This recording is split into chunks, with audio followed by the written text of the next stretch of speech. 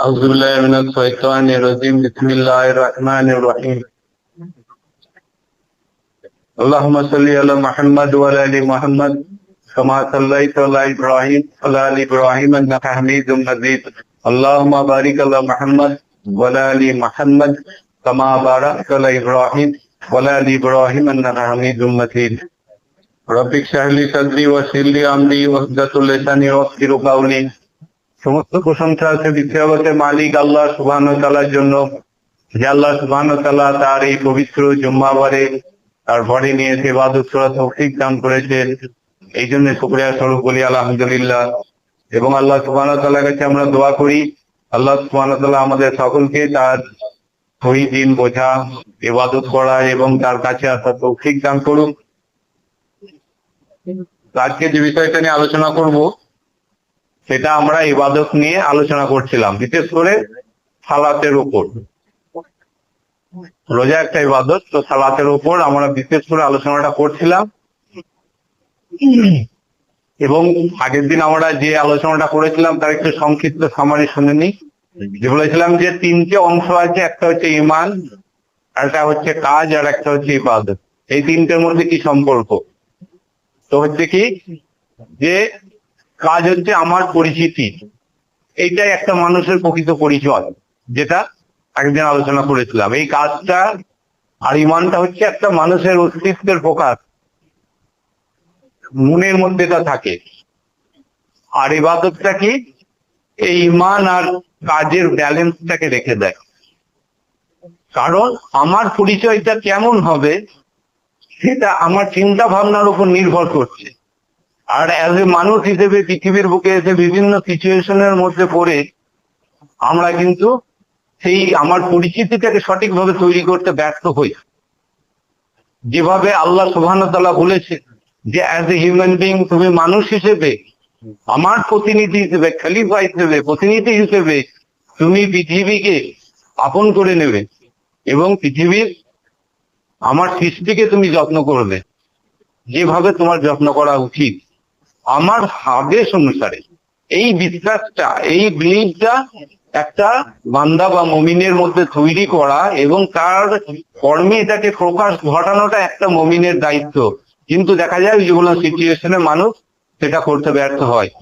তাই সালাত বা নামাজ বা ইবাদত এইগুলোর সাহায্যে আমরা আল্লাহ সুবহানাহু ওয়া তাআলার কাছে এসে তার কাছে বলতে পারি, আল্লাহ তুমি আমাকে এই যোগ্যতম বানিয়ে দাও এবং তোমার কাছে আসার তৌফিক দান করো।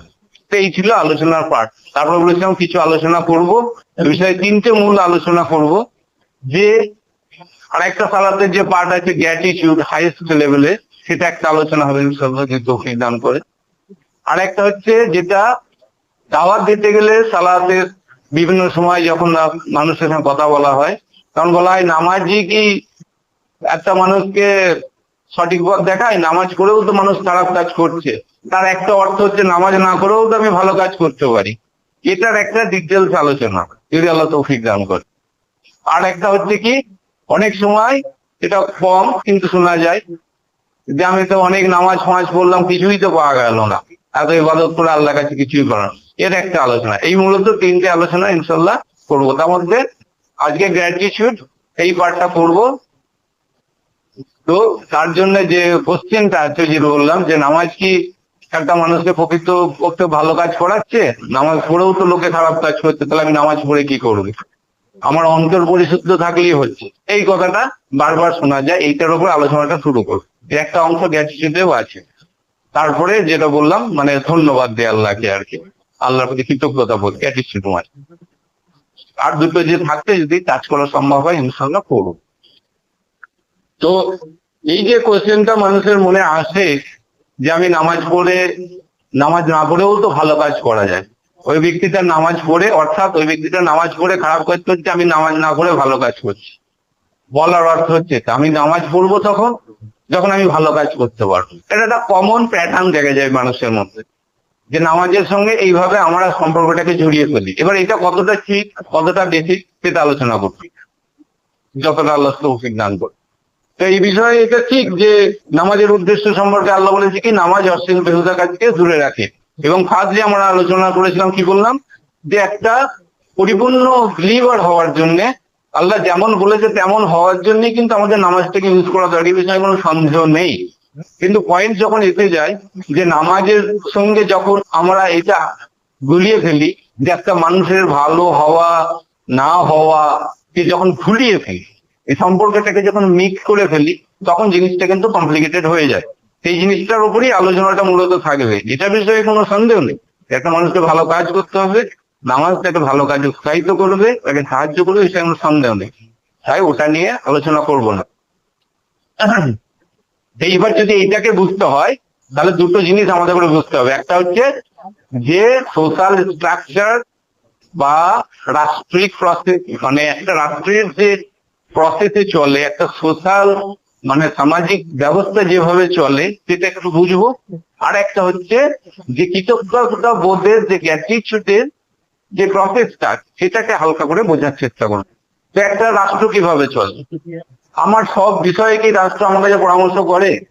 এই যেমন বেসিক আমি একটা কথা বলি, যেমন আধারের সঙ্গে আমাদের লিঙ্ক করতে হবে, ব্যাংকের লিঙ্ক করতে হবে, ঠিক আছে? প্যানের সঙ্গে আমার কি গভর্নমেন্ট কি আমার পরামর্শ নিয়েছে? ওটা একটা সেন্ট্রাল অথরিটি থেকে অর্ডার আছে, আমরা মানতে বাধ্য। কটা লোক সেটাকে ইগনোর করে? আমি কেন মানবো? অনেকে তো ব্যাংকে আধার করে টাকা খুইয়ে ফেলছে, তাহলে এটা টাকা খুইয়ে ফেলছে, তাহলে আমি ব্যাংকের এই নির্দেশটা, সরকার নির্দেশটা মানবো কেন? এরকম হলে কজনে বিদ্রোহী হয়। একটা সেন্ট্রাল থেকে যখন অথরাইজড ওয়েতে যখন একটা অর্ডার চলে আসে, ডিক্রি চলে আসে, তখন আমরা যারা এই সামাজিক জীব মানুষ, সমাজ ভারতবর্ষকে দেশ বলে মেনে নিয়েছি, তারা সেটা মানতে বাধ্য। এটা কিন্তু একটা আমরা মেনে নিয়েছি মানুষ হিসেবে। তেমনি দেখা যায় কেউ যদি ন্যাশনাল ফ্ল্যাগ, জাতীয় পতাকাকে যদি অবমাননা করে, কিছুদিন আগে হচ্ছে, তাহলে কি হবে? তার শাস্তি হচ্ছে, বিভিন্ন দেশে বিভিন্ন রকম শাস্তি আছে, ভারতের শাস্তিটা কম। হ্যাঁ, জাতীয় সঙ্গীত কেউ যদি না গায়, তার একটা অপরাধ। এবার হাইস্ট লেভেল অফিসার, সেখানে হয়তো প্রধানমন্ত্রী আছে, মুখ্যমন্ত্রী, একটা মিটিং হচ্ছে, ডিসিপ্লিনারি ওয়েতে মিটিং হচ্ছে, সেই মিটিং এ সে কেউ যদি বলে না আমি এইখানকার যে রুল রেগুলেশন আছে সেটা মানবো না। অনেক সময় দেখা যায় কি, যখন একটা প্রধানমন্ত্রী যাচ্ছে বা কোনো একজনে যাচ্ছে, তখন সেনাপ্রধান যাচ্ছে, তখন সেনারা এরকম করে স্যালুট জানায় উচিত, ঠিক আছে? এটা জানায়, এটা নয় এটা জানানো মানে তার সমস্ত কিছু মাফ হয়ে গেল, কিন্তু এটা একটা প্রসেস, দেখি তো আমরা করছি। তাহলে এটা একটা সিস্টেম তৈরি করেছি আমরাই মানছি। তাহলে যখন আমার কিন্তু অনুমতি নিয়ে করা নেই, বুঝতে হবে, আমার অনুমতি নিয়ে কিন্তু সিস্টেমটা তৈরি করা হয়নি বেশিরভাগ ক্ষেত্রে। আর সরকারের ডেফিনেশনটা কি দেওয়া যেতে পারে সহজে, যে ন্যায় বেশি দায়ী কম, এটা হচ্ছে সরকারের ডেফিনেশন। যে কি করছে সেটা বোঝা খুব মুশকিলের ব্যাপার, ঠিক আছে? তাহলে যে সামাজিক আমরা যে নিয়ম নীতিগুলো তৈরি করেছি, সেটা কিন্তু আমরা মানতে বাধ্য। এটা আমাদের একটা বৈশিষ্ট্য, মানব সমাজের এটা একটা বৈশিষ্ট্য। এইভাবে আমরা একটা রাষ্ট্র ব্যবস্থা তৈরি করেছি, মানার মধ্যে পানিশমেন্ট দিচ্ছিল, ঠিক আছে? তো এবার কি হচ্ছে, আল্লাহ সুবহানাহু ওয়া তাআলা, এবার সালাত থেকে যদি আমরা দেখি, হ্যাঁ, এই সালাতটা কি আল্লাহ সুবহানাহু ওয়া তাআলা থেকে একটা ফরজ বা আদেশ এসেছে। এটা হচ্ছে আল্লাহ সুবহানাহু ওয়া তাআলা থেকে এসেছে। আর একটা যেটা বললাম, গ্র্যাটিটিউডটা বুঝতে হবে। গ্র্যাটিটিউডের যে পার্ট, মানে ধন্যবাদের যে পার্ট আছে, সেটাও বিভিন্ন প্রকার আছে। আমি বাসে যাচ্ছি, বাসে যেতে যেতে একটা লোক, আমি দাঁড়িয়ে আছি, আমার কষ্ট হচ্ছে, একটা লোক উঠে আমাকে একটা জায়গা দিল, তাহলে এটা যে আমার একটা উপকার করলে তাকে ঠিক আছে ভাই ধন্যবাদ, ঠিক আছে তুমি বসো, তোমার অসুবিধা হচ্ছে, আমি তোমাকে দিল। আবার আমি খুব শারীরিক অসুবিধা হয়েছে, কোথায় যাবো বুঝতে পারছি না, হসপিটালে গেছি ঢুকতে পারছি না, হ্যাঁ, রাত হয়ে গেছে, ঢুকতে যায়, এক ব্যক্তি এসে সমস্ত ব্যবস্থাটা করে দিল, ঠিক আছে? দোকান থেকে, ডাক্তার দেখানো থেকে সমস্ত ব্যবস্থাটা আমার জন্য করে দিল। তাহলে তার প্রতি আমার কৃতজ্ঞতা বোধটা কেমন থাকবে? যে বাসে সিট দিয়েছে তার থেকে তো বেশি থাকবে। আবার আমাকে ছোটবেলা থেকে আমার আব্বা মা বড় করেছে, বড় করে কষ্ট যাই হোক করে সে বড় করে তুলেছে, তো তার প্রতি আমার দায়বদ্ধতাটা কেমন থাকবে? তাকে যদি আমি বছরে একটা চিঠি লিখি, I love you my parents, আমি তোমাকে ভালোবাসি, চিঠি লিখে আমি তোমাদের কথা সারাদিন ধরে ভাবি, ঠিক আছে? তারা কি খাচ্ছে যাচ্ছে আমার দেখার দরকার নেই, তাহলে আমি এই কথাগুলো লিখে দিলাম, তাহলে তাদের প্রতি এটাও গ্র্যাটিটিউড, ওটা কি ঠিক হলো? তাদের প্রতি ওটাও গ্র্যাটিটিউড হলো, ওটা কি ঠিক হলো? তাহলে স্ট্রাকচার অফ দ্য গ্র্যাটিটিউড, যে ধন্যবাদের প্রকারটা আমাকে বুঝতে হবে, কার কি যোগ্যতা সে অনুযায়ী তাকে আমাকে সেরকম রেসপেক্ট দিতে হবে। তাহলে গ্র্যাটিটিউডের পার্টটা বুঝতে হবে, এবং ওই যে বললাম সোসাইটির স্ট্রাকচার, সামাজিক যে ব্যবস্থা সেটাও আমাকে বুঝতে হবে। তো এবার নামাজটা কার কাছ থেকে এসেছে? নামাজের যদি পরিচয় দেখা হয় সেটা আল্লাহ সুবহানাহু ওয়া তাআলার কাছ থেকে এসেছে। আল্লাহ সুবহানাহু ওয়া তাআলা কে? আল্লাহ সুবহানাহু ওয়া তাআলা হচ্ছে মহান স্রষ্টা, তাই না? মহান স্রষ্টা। তো তার পরিচয়টা আমরা ভালোভাবেই জানি, চাই আর না চাই ভালোভাবেই জানি। তো একটা মানুষ যে ভালো কাজ করছে আর একটা মানুষ যে খারাপ কাজ করছে, ঠিক আছে, ভালো কাজ করার জন্য নিঃসন্দেহে সে প্রাপ্য, সে প্রশংসা প্রাপ্য, কিন্তু সে আল্লাহর নামাজ বা এগুলোকে ইগনোর করছে, যাচ্ছে, ঠিক। তো এইটাকে যদি আমরা দেখি, সে কিন্তু তার গ্র্যাটিটিউড পার্টটাকে, ধন্যবাদের পার্টটা কিন্তু অস্বীকার করছে। তো এই যে বললাম আল্লাহ তাআলার পরিচয়টা আমাদের আগে বুঝতে হবে, আল্লাহ তাআলা কি। আল্লাহ তাআলার খুব সংক্ষেপে যদি আমরা একটা ডেফিনেশন দেওয়ার চেষ্টা করি, যে কিভাবে দেবো। আল্লাহ তাআলা হচ্ছে সে বেঁচে থাকার জন্য যেটা সব থেকে বেশি প্রয়োজন সেটাকে ফ্রি করে দিয়েছে।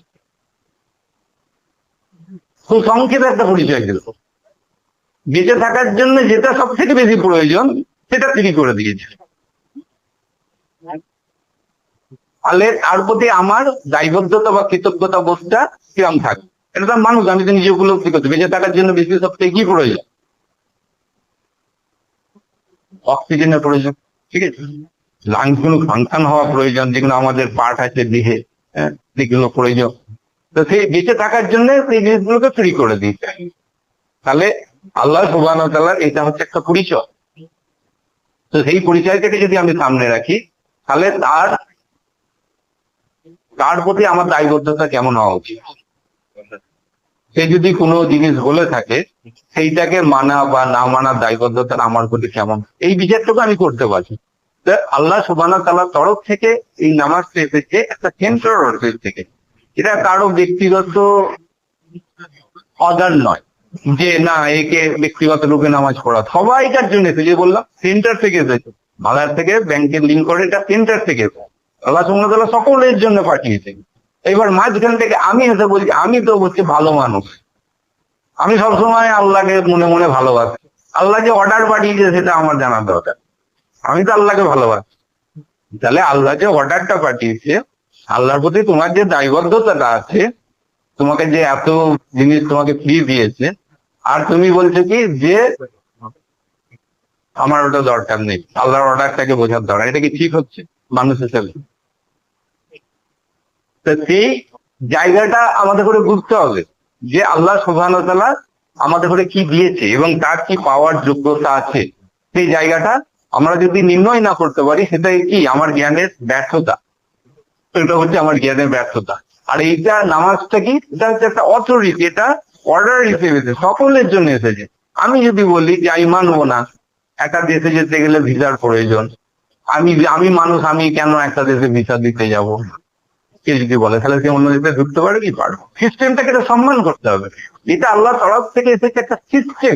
নামাজ হচ্ছে, এবার নামাজের পরিচিতি কি, নামাজ শুধু একটা এসে মাথা ঢুকে দিলাম এটা নয়, এটা মাল্টি পারপাস একটা সিস্টেম। এটা খুব ডিপলি যদি ভাবা যায়, নামাজ হচ্ছে একটা মাল্টি পারপাস সিস্টেম। এর মধ্যে বহু জিনিস লুকিয়ে আছে। যেমন আগের দিন বললাম, নিজের চরিত্রিক পরিশুদ্ধতা, কর্মের পরিশুদ্ধতা, আল্লাহর প্রতি গ্র্যাটিটিউড, সামাজিক দায়বদ্ধতার একটা ব্যালেন্স তৈরি করার জায়গা আছে, আবার শারীরিক বেনিফিটও আছে। অনেক কটা জিনিস মিলিয়ে হচ্ছে নামাজ। নামাজ একটা শুধু একটা জিনিস নয়, এর অনেক ফাংশন আছে। তো সেই আল্লাহ সুবহানাহু ওয়া তাআলার দেয়া সিস্টেমটাকে যদি আমি ইগনোর করি, আমি যদি বলি যে না আমার ওটা দরকার নেই, ওটা ছাড়াই আমি ভালো মানুষ হয়ে যাচ্ছি, সেটা কিন্তু সিস্টেমের বাইরে চলে। তাই সিস্টেমের বাইরে যাওয়াটা হচ্ছে অপরাধ। এইটা ঠিক, আবার আগেও বলেছি, এখনো বলছি যে একটা মানুষ তার পরিচয় কর্মের মাধ্যমে, কর্ম তাকে সঠিক করতেই হবে, তবে তার চূড়ান্ত পরিস্থিতিটা তৈরি হবে যে এই মানুষটা ভালো, নামাজও পড়ে, এই মানুষটা ভালো কাজও করে, যেটা আগের দিন আলোচনা করি, এটা তার পরিচিতি। কিন্তু আমি যদি আল্লাহর আদেশকে ইগনোর করি, আল্লাহ যেটা অর্ডার করে পাঠিয়েছে সেটাকে যদি আমি সম্মান না করি, তাহলে কি হয়ে যায়, আমাদের মানুষের সামাজিক নীতি অনুযায়ী কিন্তু এটা একটা অপরাধে পরিণত হয়ে যায়। যখন যে রাষ্ট্রের ক্ষমতায় আছে তার অর্ডার যদি মানা না হয় সেটা একটা অপরাধ হিসেবে গণ্য হয়। তুমি যতই ভালো মানুষ হোক, তোমার সেটা একটা অপরাধ হিসেবে গণ্য হয়। সেইখানে মানুষ একটা এক্সকিউজ বিরাট কিছু দেয় যে এই মানুষটা নামাজ পড়ে ভালো কাজ করছে না, ওদের নামাজ পড়ে কি হবে। তো দেখা যায় কি কেউ কি বলে যে এই ন্যাশনাল ফ্ল্যাগ যেটা আছে, ভারতের কনস্টিটিউশন যেটা আছে, নেতারা হাতে নেয়, দিয়ে শপথ নেয়, ঠিক আছে, দিয়ে তারপরে সে মন্ত্রী হয়, দিয়ে তারপরে সে চুরি করে। তাহলে ন্যাশনাল ফ্ল্যাগ হাতে নিচ্ছে, কনস্টিটিউশন হাত ছুঁচ্ছে, দিয়ে মিছে কথা বলছে, দিয়ে মিছে কথা বলে চুরি যা হোক ধরা পড়ছে। তাহলে একটা মানুষ যদি বলে যে এই ন্যাশনাল ফ্ল্যাগ নিয়ে চুরি করে, আমি ন্যাশনাল ফ্ল্যাগকে মানবো না, আমি অবমাননা করবো, তাহলে রাষ্ট্র তাকে মেনে নেবে? কনস্টিটিউশনকে আমি অবমাননা করবো কারণ এটাকে হাত দিয়ে একটা মন্ত্রী চুরি করেছে। তাহলে কি রাষ্ট্র ব্যবস্থা তাকে তার এই বক্তব্যটাকে মেনে নেবে? মেনে তো নেবে না। ওই চুরি করবে যে তোমার কি, তুমি তোমার কাজ করো, তুমি তোমার দায়িত্ব করো, এটাই তো বলবে সমাজ। নাহলে তাকে কিন্তু শাস্তি পেতে হবে, সে যদি জাতীয় পতাকা অবমাননা করে। এটা কিন্তু আমাদের বিচার করে দেখতে হবে। তেমনি আমি বলে দিলাম অমুক এক ব্যক্তি নামাজ পড়ে খারাপ কাজ করেছে, অতএব আমি নামাজ পড়বো না। আমি যতদিন না ভালো কাজ করতে পারছি ততদিন নামাজ পড়বো না। তার এটা হচ্ছে একটা যুক্তি, একটা সাধারণ যুক্তি আর কি মানুষ হতে যায়। তাহলে আল্লাহ সুবহানাহু ওয়া তাআলা তোমাকে যে অর্ডারটা দিয়েছে, সেই অর্ডারটা কি হবে? সেটা তো আল্লাহর অর্ডার, এটা আল্লাহর অর্ডার, আল্লাহ সৃষ্টি করেছে, আল্লাহ তোমার জন্য এটা পাঠিয়েছে। আল্লাহর পরিচিতিটা আমাকে তো ক্লিয়ার করতে হবে। আমি অপরকে দেখে আল্লাহর অর্ডারকে ইগনোর করব, এটা কি আমার একটা মানুষ হিসেবে শোভা পায়? সেটা তো মানুষ হিসেবে শোভা পায় না। কেবল আল্লাহ সুবহানাহু ওয়া তাআলার পরিচয়টা আমাকে বুঝতে হবে, দেখি এই আল্লাহ সুবহানাহু ওয়া তাআলা কে এই অর্ডারটা দিয়েছে, তার যোগ্যতা কতটা আছে। তো সেই বিষয়টা যখন আমার কাছে ক্লিয়ার হয়ে যাবে, তখন দেখা যাবে কি যে এটা একটা প্রবলেম নয়। আমরা কিন্তু বটম থেকে ভাবছি, উপরটা ভেতরে যাচ্ছে না। সেই জন্য ভাবছি নামাজ হচ্ছে একটা আইসোলেটেড থিং, নামাজ হচ্ছে একটা দীপাঙ্করের কাজ। এটা হচ্ছে আমার কাজ নয়, তোমার কাজ নয়, এটা হচ্ছে একটা কিছু মানুষের কাজ। আমার মন ভালো থাকলে পরেই হয়ে যায় না। তুমি পৃথিবীতে যখন এসেছো, আল্লাহর বান্দা হয়ে যখন এসেছো, আল্লাহর সার্ভেন্ট হয়ে যখন এসেছো, যখন তোমার উপর কিন্তু দায়বদ্ধতা আছে আল্লাহর আদেশকে সম্মান করা, আল্লাহর আদেশকে এটা সম্মান করা। এইটাই রুল, এইটাই নিয়ম, এইটাই সিস্টেম। এইটা প্রমাণ করে না যে নামাজ পড়লো বলে এই ব্যক্তিটা ভালো কি খারাপ, এইটার প্রমাণ নয়। এইটা হচ্ছে নীতি, এটা হচ্ছে রুল এবং এটা হচ্ছে নিয়ম। ব্যাপারটা বুঝতে হবে, ঠিক আছে? তো এই জায়গাটা কিন্তু আমরা দারুণ ভাবে ল্যাক করি। তাই যখন বলি যে নামাজ না পড়েও, কথাটা কিন্তু অ্যাকচুয়ালি লজিক্যালিও তার এক্সকিউজটা তো দেখতে হবে। হ্যাঁ, তুমি বাড়িতে নামাজ পড়তে পারো, তুমি কখনো কখনো নামাজ, তার একটা এক্সকিউজ থাকতো। এক্সকিউজটা কি? এক্সকিউজটা আমি খুব ব্যস্ত। একটা গভর্নমেন্টের একটা চাকরি, ভালো জীবনযাপন করার জন্য, একটা গভর্নমেন্টের ভালো জীবন, 30, 40, 50 হাজার টাকা মাইনে পাওয়ার জন্য 8 থেকে 10 ঘন্টা তাকে ডিউটি দিতে হয়, ঠিক আছে? 8 থেকে 10 ঘন্টা তাকে ডিউটি, ভালো জীবনযাপন করে। অক্সিজেনটা কিন্তু দেয় না। আর যে সপ্তাহ তোমাকে অক্সিজেনটা ফ্রি দিয়েছে, সে হোটেলে 45 মিনিট তোমার জন্য দিনে বাধ্যতামূলক করে দিয়েছে মসজিদে আসা, ঠিক আছে, উইথ কন্ডিশন। তা আমি বলছি কি ওই মানুষটা খারাপ বলে আমি আসবো না। এই হচ্ছে আমার বিচার, জাজমেন্ট। আমি জানি যে আমি যদি ভালো পড়াশোনা করি, আমাকে 8 ঘন্টা কাজ করতে হবে, তবে 30,000 টাকা পাবো। কি করবে? এটা আমার লাইফটা বেটার হবে। কিন্তু যে ফ্রি করে দিয়েছে, সেকেন্ড ফ্রি হচ্ছে কি সব থেকে ইম্পর্টেন্ট কি পানি, সেটা অলমোস্ট ফ্রি। 90% লোক পৃথিবীতে পানিটা ফ্রি পায়, কিছু জায়গায় বাই করতে হবে, 90% ফ্রি। তো সেই যে পানিটাও ফ্রি করে দিয়েছে, আমি যখন ঘুমোচ্ছি আমি বুঝতেই পারছি না আমার হার্ট চলছে, অক্সিজেন ভেতরে ঢুকে যাচ্ছে। তাহলে আমার জন্য এটা কত সহজ করে দিয়েছে। তো সে 45 মিনিট বলেছে তুমি মসজিদে এসে দাও, আমি কি কারণ খুঁজছি? আমার কারণটা এক্সকিউজটা কি? আমার এক্সকিউজ বললাম অপর ব্যক্তি খারাপ, আমি ব্যস্ত। তুমি ব্যস্ত বলেই তো 8 ঘন্টা অফিসে দিয়ে আসতে পারছো, কারণ তুমি জানো ওটা তোমার লাইফটা বেটার হবে। কিন্তু যে তোমাকে বাঁচিয়ে রেখেছে সে তোমাকে 45 মিনিট দিতে বলছে, যে 50 মিনিট দিতে বলছে মসজিদে, এসে চেষ্টা করো। চেষ্টাটা করতে হবে, এটা নয় যে সবসময় আসতে পারো, চেষ্টাটা করতে হবে। তো সেই সময়টুকু তার হয় না, তাহলে এটা কেমন ধরনের একটা মানুষের বিচার অ্যাজ এ হিউম্যান বিং, এটা সে করছেন। এটা শয়তানের প্ররোচনায় মানুষ এই পর্যায়ে নিজেকে নিয়ে চলে গেছে। মানুষ যদি সঠিকভাবে সে নিজেকে বিশ্লেষণ করে, সঠিকভাবে আত্মসমালোচনা করতে পারে, তাহলে এই কারণগুলো তার সামনে উঠে আসবে যে আল্লাহ সুবহানাহু ওয়া তাআলার পরিস্থিতি কি, আল্লাহ সুবহানাহু ওয়া তাআলাই তো আমার হাতটাকে দিয়েছে, আল্লাহ সুবহানাহু ওয়া তাআলাই তো আমার পাটাকে দিয়েছে, আল্লাহ সুবহানাহু ওয়া তাআলাই তো আমার হাতটাকে দিয়েছে, সঠিক রেখেছে বলেই তো আমি চলতে পারছি, চোখ দিয়ে দেখতে পাচ্ছি। এটা এন্ট্রি লেভেল বলেছে, এটা নয় যে নামাজি তার পরিপূর্ণ গ্র্যাটিটিউড হয়ে গেল, যেটা পরে আলোচনা যদি আল্লাহ তৌফিক দান করে। তো বিষয় হচ্ছে কি, এই হচ্ছে নামাজের পরিচিতি। তার নামাজকে আমি যদি ভাবি যে আল্লাহর সঙ্গে আমার একটা বিশেষ চ্যানেল আছে, সেই চ্যানেলের মাধ্যমে আমি কথা বলছি আল্লাহর অর্ডারটাকে বাদ দিয়ে, এটা কি ঠিক? আমি তো ভালো মানুষ, আল্লাহ জানে, অ্যাকচুয়ালি আমার মসজিদে আসার দরকার নেই। ব্যাপারটা অনেকটা এরকম হয়ে যায়, আমার আসার দরকার নেই।